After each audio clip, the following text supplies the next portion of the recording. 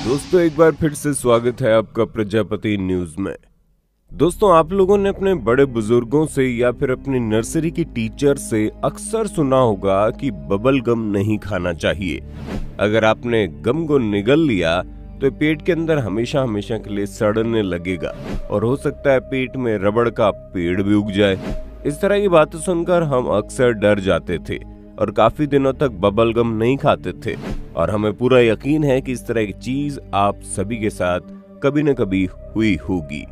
लेकिन दोस्तों ये सारी बातें तो मजाक में आपसे कह दी जाती हैं, क्योंकि जब आपको ये पता चलेगा कि वाकई में बबल गम को निगल लेने से बॉडी के अंदर क्या होता है तो आप पूरी तरह से हैरान हो जाएंगे। और आज की इस वीडियो में मैं यानी आपका दोस्त विशाल प्रजापति आपको इसी बारे में बताने वाला हूँ। बस मेरे साथ वीडियो के बिल्कुल अंत तक बने रहिए। लेकिन हाँ, वीडियो शुरू करने से पहले एक छोटी सी रिक्वेस्ट है। वीडियो के नीचे रेड कलर का सब्सक्राइब बटन दिख रहा होगा, उस पर क्लिक करके सब्सक्राइब कर लें और साइड में बेल आइकॉन भी दिख रहा होगा, उस पर भी क्लिक कर लें ताकि आपको वीडियो मिले सबसे पहले। आइए दोस्तों, सबसे पहले ये जानते हैं कि जब हम कोई साधारण सी चीज खाते हैं तो हमारी बॉडी उसके साथ किस तरह से रिएक्ट करती है। क्योंकि जैसे ही खाना हमारे शरीर के अंदर जाता है, हमारी बॉडी उस खाने को फ्यूल बनाने के लिए 3 अलग अलग प्रोसेस का इस्तेमाल करती है। वही फ्यूल जो हमें एनर्जी देता है, इसलिए खाना तो बहुत ज्यादा जरूरी है ताकि हमें एनर्जी मिल सके। क्योंकि जैसे ही खाना हम अपने मुंह में डालते हैं, इसका सबसे पहला प्रोसेस होता है उसे चबाने का।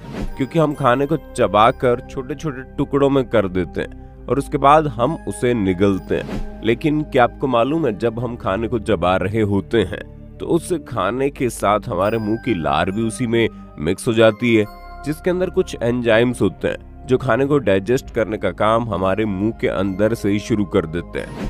ऐसे में जब खाना फूड पाइप के जरिए पेट के अंदर जाता है तो पेट में मौजूद स्टमक एसिड खाने को और छोटे छोटे टुकड़ों में कर देता है, जिसकी वजह से हमारे द्वारा खाया जाने वाला खाना बिल्कुल पतला हो जाता है ताकि आगे के डाइजेस्टिव ट्रैक में कोई दिक्कत ना आए। और इस तरह खाना हमारे आंतों से होता हुआ निकलता है, जिसमें सारी पौष्टिक चीजें बॉडी के अंदर अच्छी तरह से डाइल्यूट हो जाती हैं, यानी मिल जाती हैं। और जो बेकार चीजें होती हैं उसे हम हर रोज सुबह अपने शरीर से बाहर निकाल देते हैं। और यही पूरा प्रोसेस लगातार हर रोज हमारे जन्म से लेकर मौत तक चलता रहता है। लेकिन दोस्तों ये तो नॉर्मल खाने की बात हुई। अगर हम बबल गम या फिर नॉर्मल गम की बात भी करें तो ये इस तरह से काम नहीं करता, क्योंकि जितना ज्यादा हम उसे चबाते हैं वो उतना ही ज्यादा मजबूत होता जाता है। आपने देखा होगा, जब गम बिल्कुल नया होता है तो बहुत ही आसानी से हम उसे चबा लेते हैं, लेकिन जैसे जैसे हम उसे चबाने लगते हैं वो हार्ड होना शुरू हो जाता है, जिसकी वजह से उस छोटे से टुकड़ों में तोड़ पाना काफी मुश्किल होता है। और हम अपने दांतों से तो ये काम बिल्कुल भी नहीं कर सकते,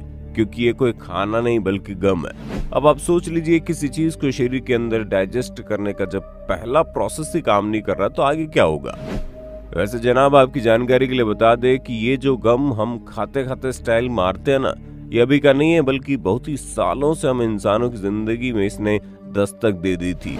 माया सभ्यता से ही लोग इसका इस्तेमाल करते चले आ रहे हैं। हालांकि पहले के समय में सापोडिला नाम के पेड़ से इसे निकाला जाता था और तब लोग अपनी भूख को मारने के लिए इसे खाते थे। और अभी के समय में भी आप देखेंगे कि क्रिकेट मैच के दौरान अक्सर खिलाड़ी गम खाते रहते हैं ताकि उन्हें खेल के दौरान ज्यादा प्यास न लगे।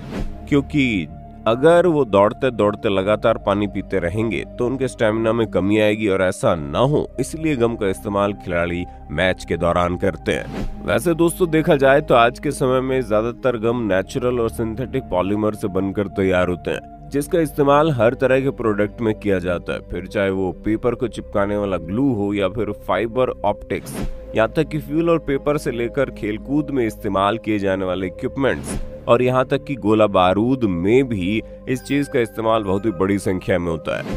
नहीं दोस्तों, चिंता मत करो, मुंह में गम चबाने से आप बिल्कुल बीमार नहीं होंगे, क्योंकि इसे ब्रोक डाउन नहीं किया जा सकता। यानी कि इसके अंदर जो कुछ भी होता है वो आपके मुंह में जाकर मिक्स नहीं होता, बल्कि एक ही जगह पर बना रहता है और आप लगातार उसे चबाते हैं, जिसकी वजह से आपको कुछ नहीं होता। पर तब क्या हो, जब हम गम को चबाने की बजाय निगल लें तो दोस्तों आपके पेट के अंदर जो एसिड होता है वो वैसे तो बहुत मजबूत होता है, लेकिन उसके अंदर इतनी ताकत नहीं होती कि वो गम को टुकड़ों में कर सके। लेकिन आपको यहाँ भी चिंता की आवश्यकता नहीं है, क्योंकि आपकी बॉडी को जिद्दी और रबड़ जैसे चिपचिपी गम से निपटना बड़े अच्छे से आता है। तभी तो आपके डाइजेस्टिव ट्रैक की जो मसल्स होती है वो खाने की बाकी चीजों के साथ इसे भी मूव कराती रहती है। यानी कि बचपन में जो आपकी टीचर कहती थी कि पेट के अंदर गम हमेशा हमेशा के लिए चिपक जाएगा या फिर उसका पेड़ बन जाएगा, तो वो गलत है।